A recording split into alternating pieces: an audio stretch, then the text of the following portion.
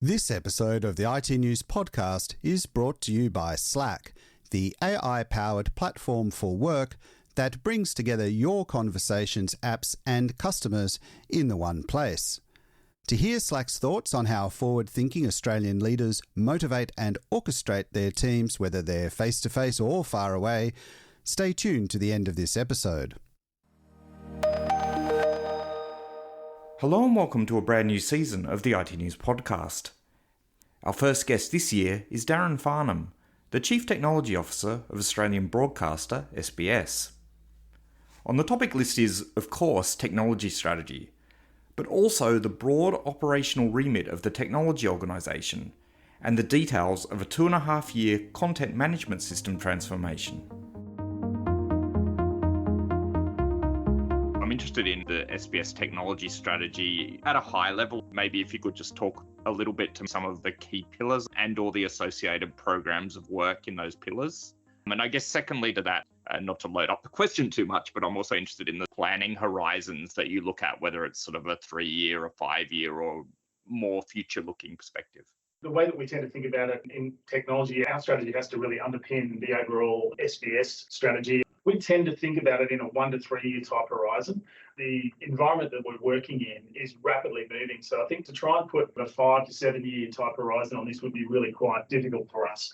So we're really thinking about what do we need to do in the next year and what do the subsequent sort of 2 to 3 years past that look like? And then to talk to the individual pillars that underpin that, I think we've got 5 that we really work across within technology here at SBS. 2 of them are more foundational, and that really goes to making sure that we're thinking about our infrastructure, whether we're on-prem or whether we're in the cloud. We tend to take a blended approach with considering the systems and where our needs are. And then we wrap around that a cybersecurity lens. Clearly, with the current climate, we need to consider in all of our systems and best practice in making sure that we're trying to protect both the data that we hold internally, but also our systems from a cyber perspective. And then we've really got some pillars that then underpin our growth and what we see is enhancements to the strategy. And so that's really around us building out from a digital perspective. We talked about on demand. We also have a CMS program of work and a whole bunch of websites and applications that we're ideating on there to continue to try and make sure that we're best in breed for our audiences. And then we're also underpinning that with data at the heart of our decision making, so that when we're making key decisions, we're really looking at what is the data telling us, how people are interacting with us. We're using both data and feedback from the apps and from the interactions with our audiences, but also making sure that we're talking to our audiences as well through panels and asking them around what are the features and enhancements and things that are going to make a real difference to what we're delivering to them. And then finally, we're really thinking about the whole audience experience, which really needs to sit within the technology strategy, because here at SBS, the team is just not a typical ICT type technology team that thinks about servers and infrastructure and networks. We also have a large operational part to the portfolio as well. So we have studio productions, thinking about making TV production, radio production. We also have the physical assets of the building and how we make sure that we run the facility. So really putting the audience at the centre of our strategies is critically important, because it's not just around how do we make the tech work and how do we make sure that we're really fit for purpose there. It's also around how we're making sure that our audiences are getting what they need, and our internal clients, the people that are making the content in our TV, online, radio or news divisions, are getting everything they need from us. You've partially answered a question there for me, which was around the structure of the operation that sits under your guys' CTO. But maybe you could just give me a sense, I guess, of that. So you mentioned there it's not just a traditional sort of ICT team. There's a lot of different operational aspects as well. Do you want to just give me a bit of a sense of how big the team is, how broad that cross-section of responsibility is? And I guess particularly it'd be good to get a breakdown of how many are in that more traditional ICT lens versus outside of it. We've got 240 ongoing employees that sit within the technology division, if you want to call it that. And as I said, yes, ICT systems, those kind of typical functions are all there. But we also have a larger infrastructure that also needs to underpin the media and production of media that happens within SBS. It's really interesting because we have people that literally work in a team that think about styling our presenters, hair and makeup, those kind of things that don't typically sit within a CTO type portfolio. So you have a broad division that's looking at that. And so we're looking at also how do we bring in casuals and freelance elasticity into our production teams. So, for example, we would have in any given time a pool of the casual staff that we bring in that really allow us to be able to do a new season of the Cook Up with Adam Lior, or allow us to do a new season of Mastermind that we produce in our studios here at SBS. So the breakup, typically, I think on an ongoing basis, we've probably got a 50% of our team are working on your typical IT business type processes. And then the same again, thinking about our production needs and the day-to-day operation of the media part of the business. It probably makes sense just to expand on the pillars in those two specific areas you talked about, which were the foundational areas and the growth areas. So just firstly on the foundational areas, do you want to just give us a sense of what infrastructure looks like and what some of the key platforms look like at SBS? So you mentioned that you have a blended approach in terms of on-prem and cloud-based infrastructure, and you're wrapping a cybersecurity lens around all of that stuff. But it'd be useful just to, I guess, understand a little bit more about how the cloud infrastructure looks like, how the on-prem infrastructure looks like, and what some of the key systems are that are really used day-to-day at SBS.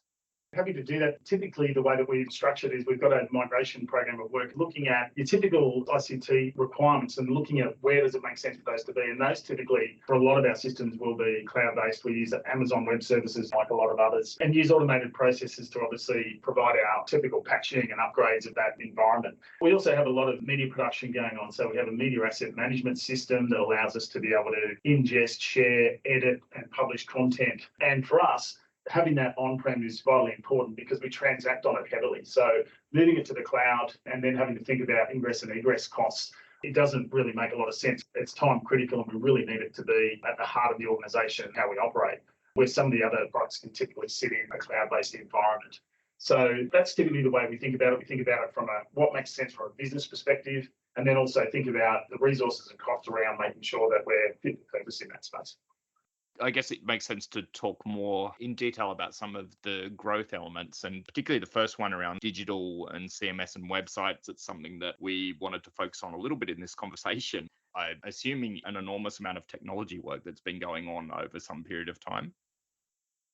We've been working very closely with our editorial and product teams to really think about, as I mentioned before, what is the feedback we're getting from our audiences? What does best in class look like? And how do we make sure that we're really honing in on the things that are going to make a difference for the audience and put them at the center of our thinking? Clearly, you have to build the right pipelines. You have to make sure that you've got your tech in and those requirements all scaled and ready to go. But for us, it was really around thinking about how do we decouple those two? So thinking about what does the back-end CMS need to look like? How do we really make sure that that's fit for purpose? And then having an abstracted layer on the front end of the websites that allows us to really have design elements that allow us to reskin and build something once and use it for many different properties across SBS. We started in February 2021 by putting out a brand new presence for our news team. And then we worked through sport and then also through our NITV and Indigenous content space. We also work through news in 63 different languages for our audio, language and content teams, our typical teams that are working very closely with community around how we present our language content. And then the cherry on top, I guess, was pulling all of that work together and presenting it through sbs.com.au. It was certainly a proud moment for the team, and having an amazing team, a team that really works so closely with the business has really enabled us to get this large amount of work done. So it might be tracing a little bit back to what might be ancient history on the program itself, but I wondered if you could just go back to how this all started and what really kicked off the work to upgrade all the digital backend. Was changing consumption habits the driver, or was there something else that was driving the program even before those trends started to occur? There was multiple drivers. We knew that we had a need to overhaul the websites and the customer-facing presence. But if you look at the underlying tech, it was around about 10 years old, so very ancient in regards to modern techniques and technical capacity. But I think the really important thing for us was that we had individual instances of CMSs that were built in Drupal, and the team internally had built those out across up to 17 different platforms. And so they all had an individual CMS. And what we found was it was just from a resource perspective, as requirements grew and each of those teams wanted to move with the audience, that we just weren't in the business of building CMSs. And that often one or two of those particular platforms would get some work done and they would enhance and improve the outcome for those particular websites. Then others would start to fall behind. And so we really try to take a look back and think about it from a holistic point of view, thinking, what is it that SBS really needs? And that was a single CMS to allow us to showcase content, to allow teams to be able to move content between various presences that really are forward-facing and audience-facing, and for us to decouple the need for us to continually invest in building in CMSs and have that lag that comes with having 17 individual instances. Being in media also, I know the importance of a good CMS and what it brings to workflows and general production. And I can imagine as well in the example that you've just mentioned there, where if you had 17 of them running concurrently and you create an enhancement in one, then others within the group would see that and potentially want it replicated in their own, which might have caused some duplication issues of the workload for the technology team.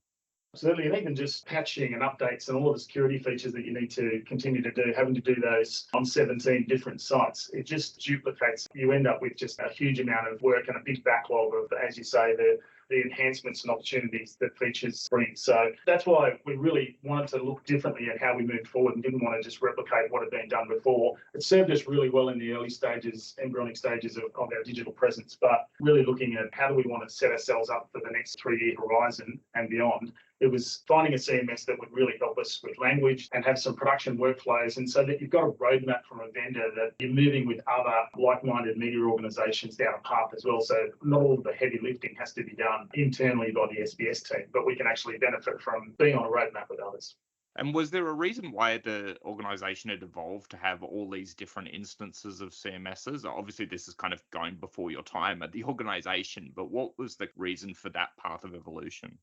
As you say, I wasn't here at SBS at the time, but I think typically a lot of organisations probably do this, is that you end up with organic growth. So it starts off setting up a particular site, and then that starts to grow, and then another site is spawned. And because there was no thought of how do we build out a single CMS and an abstracted layer of what the user experience looks like, you end up with this organic growth. So I don't think anybody originally thought on a whiteboard, let's build 17 of these. I think it probably started off with let's build 3 or 4. And then over time and growth of digital consumption and audience requirements and people really wanting to move and continue to take our content through the digital experience, that it was really an organic path rather than a strategy per se. When you approach consolidating 17 CMSs down to one, how do you go about that? Because I imagine, although there were similarities across them, and particularly in their underpinnings with Drupal, there were probably a lot of differences as well. So how do you bring all those teams together and consolidate all of those requirements into one single CMS that everyone's going to be happy with? It was one of the biggest concerns, I think, from all of the team when we first started, was obviously in each one of those individual instances in the previous CMSs, they had their own environment that was set up specifically for a certain team, and that team had operated that way for a lengthy period of time. So one of the things we really needed to do was get buy-in right across the whole organisation from the top down and thinking about how did we want to set ourselves up to make sure that we weren't continuing to have these bottlenecks and these challenges with these environments. And so we brought the teams together, we set up champions in those teams, and we sat down and said, what does good really look like for us? Thinking about workflow, thinking about the base level requirements. And we built out a series of both technical requirements, but also the sort of requirements that are needed for editorial teams, the workflows, and what is it we needed to do to try and make sure that we could continue to grow consumption, grow the opportunity to feature the content that we needed to get to our audiences, but without continuing to add to a big resource pool to be able to make that happen. And then from there, we really went out, looked at what was in the market from those requirements. We started off with about 16 CMSs that we looked at. We looked at a list of criteria that included things like multilingual support that's so important for us here at SBS, considering our charter, our mission, and what we are trying to achieve every single day. But then also the multi-site support off that. So we really wanted to hone in on a solution that could give us that one CMS at the back end and multiple presences at the front end, so we can continue to have different brands and different opportunities for people to interact with us. We wanted a headless API-driven architecture so that we could have that separation, and we really wanted to make sure that it was also a cloud-based offering with really good SSO support for security and the like as well. So from there, we whittled the list down. We got down to a list of 4 promising candidates and went through a proposal situation with each of those, and then went out to a more formal RFP and eventually ended up with Brightspot, who was the vendor that we selected. And that solution's really worked extremely well for us, and their power of being able to deal with language was so important to us. I think they were established in about 2012, so they've been around 10 years, and they've got some other major publishing clients as well. So for us, both the architecture, the design, the opportunity to get onto the roadmap and the internal publishing workflows meant that they were a really good option for us to take forward and to make sure that we got the needs together. That's the first piece of the puzzle, is trying to select what that is. I think going back to your original question, it's then what about the organisational change, and how do we make sure that we're not just putting a bunch of shiny new tech in around the business? We really needed the rest of the editorial teams, those people that are the digital teams that work every day, to be excited and see the opportunity that came out of the new tech rather than it be something that's sort of enforced upon them. Do you want to talk a little bit about, once you'd made that selection, how you went about remapping the workflows across from the existing CMSs into this new consolidated CMS? And I guess as a second part to that question, what key differences were in the new platform that perhaps weren't available in the previous side, which have really been embraced by some of the teams out in the organisation? One of the things we tried to work out was how could we decant this down into something that allows us to phase the implementation. Trying to big bang the change would have been impossible for us to do. So we realised fairly quickly that we needed to come up with a phased approach to this work, and it was going to take us a couple of years to get from one end of that plan to the other. It was agile delivery. You'd expect digital team to work in that way, but we really needed to keep an eye on also making sure that we didn't just have this continuous ideation. We needed to make sure that we could actually get to an outcome. And so we sat down and pulled together, as I said before, some champions that would work in each of those editorial teams. And we sat down and built out a POC environment for them. We enabled some early migration of content. And we really sat down and worked with a tech BA and change manager to go through and have a look at all the stage gates that we needed to have with the editorial process. The great thing about the new interface as well is that it comes such a long way from what the team were previously using. So some of the things I could share with you, for example, are a live preview function. Makes a load of sense, but just being able to actually make some changes within the CMS and have a look at a live preview of what that's going to look like when you publish it before you get to publishing stage. That was something that we couldn't do before. Now, it sounds like a fairly simple requirement, but certainly not something that we had. So we did see a big uptake of those teams once we got to actually training them. And an example is the first website that we went live with was News and Current Affairs. And we had about 100 editorial staff that we needed to train. So we couldn't do that in a room with 100 people. We needed to break that down. We still had all of our day-to-day requirements. So it was working out a change in comms plan, a training plan, having really good change materials in there as well, so that teams could go through the training and then go away and be able to work in a UAT environment that was fully populated with data so that they could practice everything before we actually made the change. So all of those things are really important. And then once we got that on, the biggest problem we had was that then all of the rest of the business saw a shiny new user experience, a great new front end, this production environment, and they almost wanted to go straight away overnight. So it was good to have the rest of the editorial teams excited about wanting to come onto the new platform rather than being nervous about the fact that they were going to have to move and the usual change fatigue that can come along. So over what period of time did you phase that implementational rollout across the organisation? From go to where the whole program was about 2.5 years, we did the phase move of each of the particular websites through. And we did have to pause as well because we had the FIFA World Cup as well. One of the things we decided to do was that we put change control in. We didn't want to be making a bunch of changes in live environments or having a lot of the team focus on the change to certain aspects of this tech while we had such an important event going on for us. So it's really taken us that amount of time to do it. But with the phased approach and the ability for us to be able to migrate each one of those individual Drupal instances across and think about it in that phased approach allowed us to be able to pick up a bunch of learning along the way as well, so that we were seeing what was working, what bugs might have come along. There's always some of those when you make these change. With this level of change, really useful to be able to put that into the thinking and make sure that you don't continue to do that through the program of work. As a journalist, a big feature of CMSs, and especially for us web native folk, is the analytics that is in the CMSs. I really couldn't live without that kind of analytics when we're writing stories, but also when we're trying to analyze the performance of traffic and understand just what's going on with the sites. Do you want to talk a little bit about that side of the CMS for you as well? But I guess also how that might broadly play into the strategic pillar that you outlined, which was around the use of data for decision making and also, I guess, for personalization of content as well.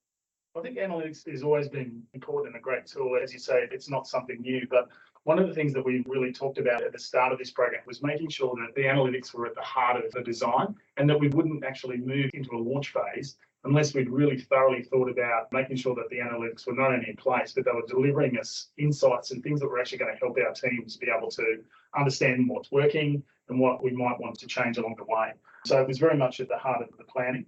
One of the things that we've done along the way is also done a bunch of work around doing some A/B testing so that we can look at placement of articles and related content on our websites and seeing what does one cohort think about when we place something within the website design versus another, and be able to compare and contrast. And that allows us to hypothesize around our build moving forward. So we're using some of the Adobe products there just to help us with driving out some of the insights that we can get from that. And I guess putting it back into an overall perspective, because of the work that we've done, we've seen some significant improvements in what we're seeing from the interaction with our audiences on that work as well. I think that tells you that the analytics that we put in there are not only giving us better visibility, but it's also allowing us to make sure that we're improving what we're doing and hopefully making the audiences more excited to come back and continue to consume the content that we're giving them. And just on the audience experience side of things, which was the final pillar that you mentioned in the strategy, did you want to talk a little bit about the audience experience side of things, both from a CMS perspective, but also more broadly? Sure, and we're certainly using Adobe across the board. Their MarTech stack's been really useful for us. We've implemented their CDP product as well. So it gives us much better visibility around how consumers are actually consuming content right across all the SBS platforms. And that really helps us with both allowing our sales team to use that data to help with monetization, but more importantly for us to also think about how do we personalize and improve the experience when people come and actually interact with us. So if we can understand more around how people are interacting, then we can use that to personalize their experience when they get there. One of the key pieces of work as part of that strategy is us working on a direct piece of work around on-demand, so that when you hit the on-demand platform through your login, we start to get a much better understanding about the onward user journey, and for us to be able to make sure that we're capitalizing on the way to give you the content that you are actually looking for without you having to continually go through and search, because search and user fatigue, when people have many different applications that they might be consuming media from, is something that we're acutely aware of, and we see that there's a big opportunity for us to continue to improve that space. Welcome to this special IT news discussion with Slack, the AI-powered home of work platform to keep your teams connected and engaged. I'm Nate Cochran, contributing editor for iTnews and your host today. Leading teams, whether you're face-to-face, in the office or far away, separated by streets, suburbs, states or even time zones, has never been more challenging. So if you're looking for ways to link and enthuse your teams while maintaining your own sanity, you're in the right place. Joining us to elevate these topics is Derek Laney, Slack Technology Evangelist. Welcome to the podcast, Derek. Hey, Nate. Thanks for having me. First of all, for those who don't know what Slack is or are new to this topic, tell us a little bit about the platform. Slack is the place where you get work done. It brings all of your people, your data, and artificial intelligence together in a way that makes people more productive. Whether you are preparing a plane for departure or you're building some of the world's most sophisticated software products, you can use Slack to boost productivity and get more work done. A foundational component of boosting productivity, though, is how well a leader motivates their teams, which means exercising empathy while staying on mission. But today's work styles demand new tools. Derek, what do our listeners need to elevate the job satisfaction and productivity of their teams? Nate, there's a whole bunch of things that we've been researching around work, as well as how new tools like artificial intelligence are changing the shape of work. As complex work is starting to become more of our everyday, the simple things are being automated, and what's left tends to involve a lot more human collaboration. It involves going across a number of systems to bring information together. The simple stuff is being automated, which is making what's left much more complicated. Derek, you raise a good point regarding what's left for us to do after everything else is automated. So how are modern leaders deploying AI today? A great example is McLeod Cranes, a crane operator in New Zealand. They're using artificial intelligence inside Slack to be a virtual team member. It's a health and safety officer. It reviews all of their reports and provides recommendations to them proactively, taking a process that was 2 days to being done under a minute. And for employees, they know that leaders are not just looking to these tools to get more done without them. They're looking at how they can use the human capital within their organization and these tools in combination to get better outcomes. That's the win-win that's going to get people engaged in the use of AI. As a worker, having confidence that you'll at least be acknowledged for the value you bring is surely the first step, Derek. So what do leaders need to know to get the best from them? Great relationships involve both trust and accountability. So teams feel more supported by managers who trust that they're accountable for delivery. Workers who can deliver outcomes trust they'll be credited its value. Trust creates speed and flexibility. Leaders need to look less at the inputs and more at the outcomes of a worker to understand their value. A big part of that is making it safe to work in the open. So the key capability of leaders, secondly, is making a safe environment, enabling all employees to feel comfortable working in this type of environment where they're more likely to be sharing what's happening in real time before they understand the outcome. Leaders can react much more quickly and be more adaptive. But to do that, we need to build psychological safety. And that's a key capability that we see leaders developing. Thirdly, I'd say we need to value the capture of learning, not only the end of the road. So as teams increase their autonomy, we're giving them the ability to start experiment, to try out new things, but we want them to capture what they learn and share it with others. More likely, they'll be using new tools, things like artificial intelligence. Just in the last 6 months, our Slack research shows that usage has gone from about 1 in 5 to 1 in 4. But the exact ways of working are still being worked out. Progress and learning is one of the key things that leaders can do to keep this type of environment active in their teams. Fourthly, I'd say it's about understanding different work styles. These range from the person who loves to get answers themselves, someone like a detective mindset, to those that are the great sharers of information, the expressionists who are visual communicators that create the culture of your team, and understanding which styles of work are required for your project and how to get a balance among the team is a big part of what being a leader is about. And then the last thing I would say is supporting the team as humans first. Leaders need to build experience using a broad palette of work tools to enable them to be successful in more situations.